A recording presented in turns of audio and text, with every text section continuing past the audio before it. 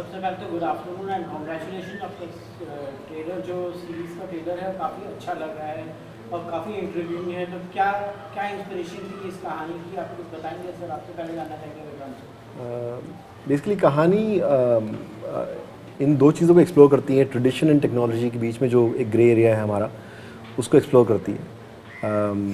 हम एक developing nation है, तो हमारी ट्रेडिशंस डीप रूटेड है और हमारी बिलीफ्स उसमें उससे भी ज़्यादा स्ट्रॉन्ग है।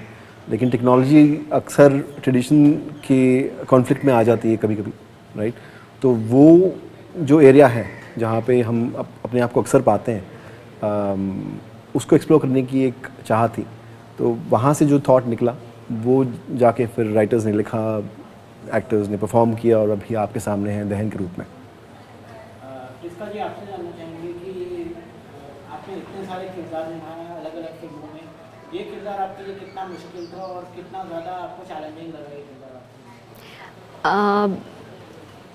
बहुत सारे किरदार निभाने के बाद आप कुछ किरदार होते हैं जो आपको बहुत पसंद आने लगते हैं।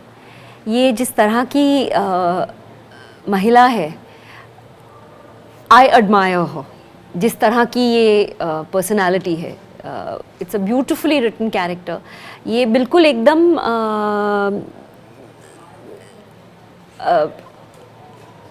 Never give up kind of character है। इनको आप जितना भी दबाएंगे ये फिर उठ के खड़ी हो जाएंगी, फिर उठ के खड़ी हो जाएंगी। And I really feel inspired by her. I am not like her to that extent, but I think she is just like I would like to have somebody like that in my life who's so inspiring. So it was really an honor to play Avni, क्योंकि इसकी अपनी बहुत दुविधाएं हैं अपनी life के अंदर। इनके साथ कुछ कुछ ऐसा हो चुका है जो मैं अभी आपको बताऊंगी नहीं, बट कुछ ऐसा हुआ है जो ये जिससे उभरने की कोशिश कर रही हैं। वो उन्हें बार बार पीछे खींच रहा है, पर वो फिर भी चैलेंज लेती हैं, जाती हैं यहाँ पे शिलासपुरा में, और फिर वहाँ पे उनके सामने जो चैलेंजेस आते हैं, तो ये अंदर और बाहर दोनों जो चैलेंजेस हैं इनके बीच में नेविगेट करना was really exciting. Rajesh ji, आपसे जानना चाहेंगे कि आप जो कैरेक्टर किए हैं, तो ये बाकी ये जो पहले आपने कैरेक्टर्स कर चुके हैं, तो ये काफ़ी डिफरेंट होगा कैरेक्टर, और कि क्या आपको क्या नहीं मालूम है? एक बात कहना चाहूँगा, इस कैरेक्टर में एक चीज़ मेरे लिए बहुत आसान थी और वो था इसका राजस्थानी बैकग्राउंड और राजस्थानी बोलना। क्योंकि मैं राजस्थानी, तो मेरे लिए खुशी की बात भी थी कि मैं राजस्थानी बोल पाया इस चरित्र को निभाते हुए, जैसा कभी भी नहीं करने का मौका मिला था। हालांकि मुझे हमेशा डर लगा रहता था कि मैं ज़्यादा ही इतनी राजस्थानी ना बोल दूं फ्लो में कि लोगों को समझ में ना आए। तो मतलब ऑब्वियसली सर थे तो वो पता रहता था कि कहाँ रोकना है। तो ये एक तो मेरे लिए आसान चीज़ ये थी, लेकिन यही एक आइडेंटिफिकेशन का पॉइंट भी था कि उस बैकग्राउंड की कहानी है। और हालांकि मैंने पुलिस मतलब मैंने यूनिफॉर्म बहुत बार प्ले किया है, चाहे वो पुलिस हो चाहे आर्मी हो और भी कैरेक्टर्स, लेकिन ये बड़ा इंटरेस्टिंग है। जैसा उन्होंने कहा टेक्नोलॉजी और ट्रेडिशन, तो ये एक ऐसा है जिसकी ड्यूटी दो तरह की है कि उसकी एक ऑफिशियल ड्यूटीज़ हैं और एक ट्रेडिशन को लेके भी उसको लगता है कि मेरी कुछ ड्यूटीज़ हैं, और वो दोनों निभाता है। और उन दोनों के बीच कॉन्फ्लिक्ट होगा डेफिनेटली, और हमेशा किसी कॉन्फ्लिक्ट को प्ले करना ही एक एक्टर के तौर पे आपको एक्साइटिंग और चैलेंजिंग लगता है। विधान जी, आपसे जानना चाहेंगे कि ये स्टोरी के लोकेशंस ढूंढने में काफ़ी टाइम लगा होगा आपको, कि क्या कठिनाई का सामना करना पड़ा लोकेशन ढूंढने में, और क्या मतलब कि क्योंकि हवेली का पूरा दिखाना था या मतलब कि गुफाएं दिखाना था, तो मतलब कि आजकल इतनी गुफाएं रह नहीं गई हैं हमारे पास, तो क्या क्या कहेंगे उसके बारे में? सो हमने कुछ सेक्शन मुंबई में शूट किया है, सेट्स लगा के, और बहुत सारा राजस्थान में शूट किया है। कहानी की रिक्वायरमेंट ये थी कि एक ऐसा मेक बिलीव गांव हम लोग क्रिएट करें जहाँ पे उसका आर्किटेक्चर, उसके कलर्स, उसकी जो रास्ते हैं उसके, वो सारा एक हमें ट्रांसपोर्ट करके ले जाए उस जगह पे जहाँ पे ये जो उनकी रिचुअल्स और ट्रेडिशन है वो इतनी स्ट्रॉन्ग है, ये ऑटोमेटिकली पता चल जाए। तो ऐसे गांव ढूंढना काफ़ी मुश्किल था, क्योंकि आजकल टेक्नोलॉजी सब जगह आ गई है, पेनिट्रेशन बहुत ज़्यादा हो गया है। तो हमने कुछ तकरीबन 2 या 3 महीने रेकीज़ की ढूंढने, जगह जगह गए। आई थिंक मुझे बहुत मज़ा आया क्योंकि मुझे बहुत सारा राजस्थान घूमने मिला। तो but I think eventually we found what we were looking for, और वो स्टोरी में बहुत अच्छा जज के अच्छा लग रहा है। इसके आपसे जानना चाहेंगे कि सुपरनैचुरल पावर में या सुपरस्टिशियस में आप कितना बिलीव करते हैं? अच्छा, मैं बहुत फंसी रहती हूँ इसके बीच में कि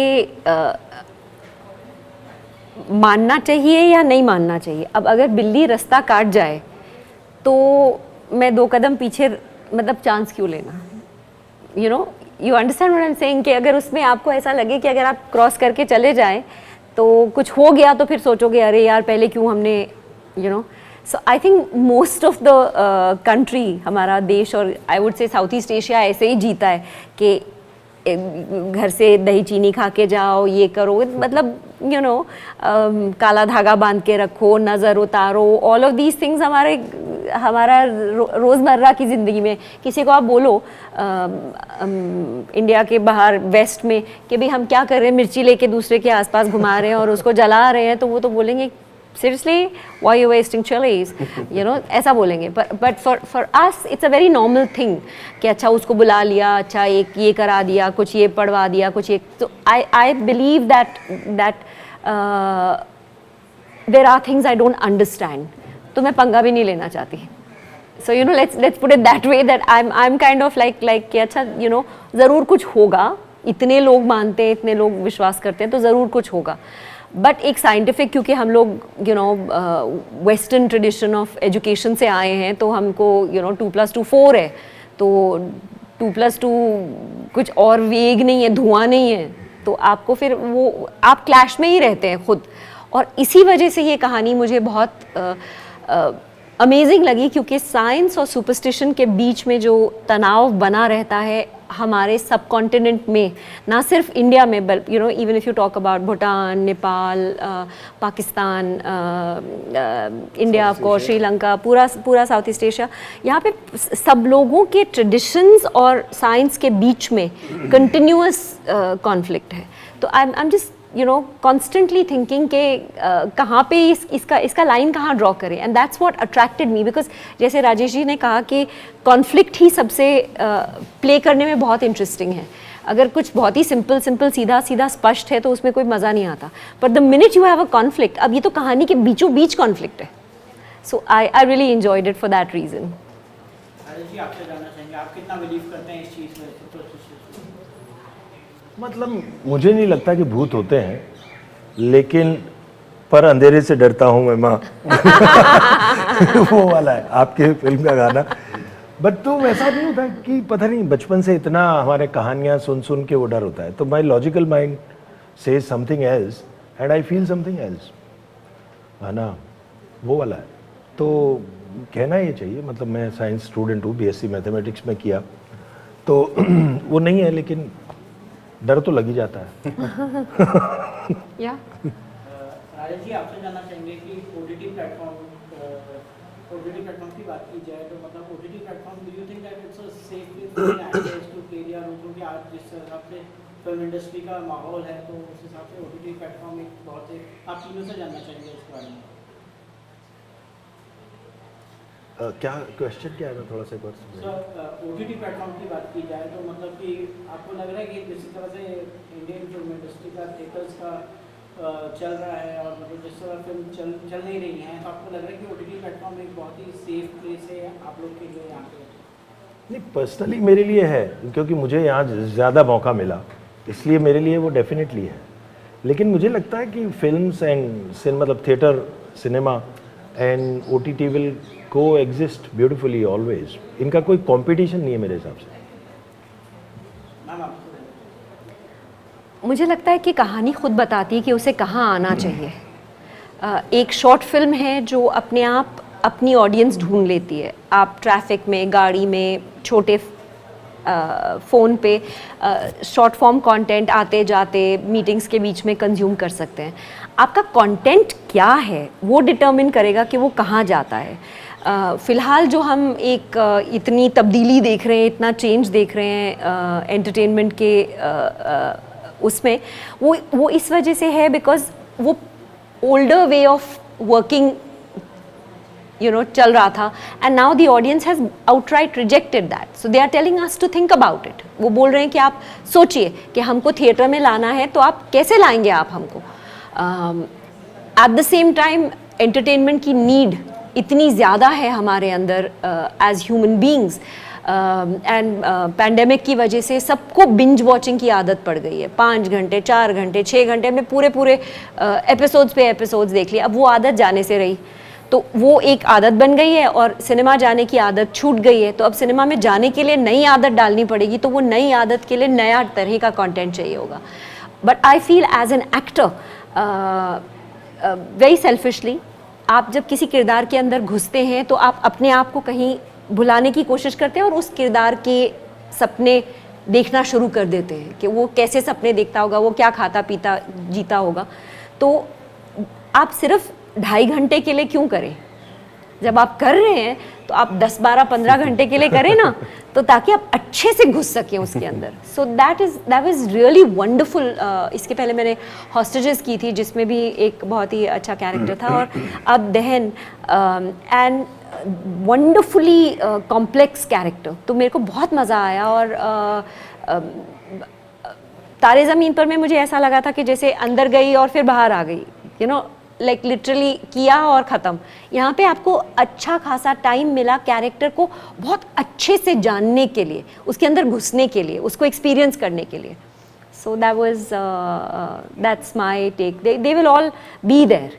सिनेमा बंद होने से तो रहे। आप लोग जैसे जानना चाहिए जहाँ पे आप लोग शूट कर रहे थे वहाँ पे क्या कुछ सुपरनैचुरल चीज़ें थी या कुछ ऐसा कुछ इंसिडेंट हुआ आप लोगों के साथ? क्या सॉरी टू डिसअपॉइंट, बट कुछ ऐसा कुछ नहीं हुआ था। आई थिंक बहुत सारी मेहनत और बहुत सारी मशक्क़त थी, बट आई थिंक सुपरनैचुरल ऐसी कोई थी नहीं। हालांकि हमने एक अच्छी चीज़ हुई थी। बताओ।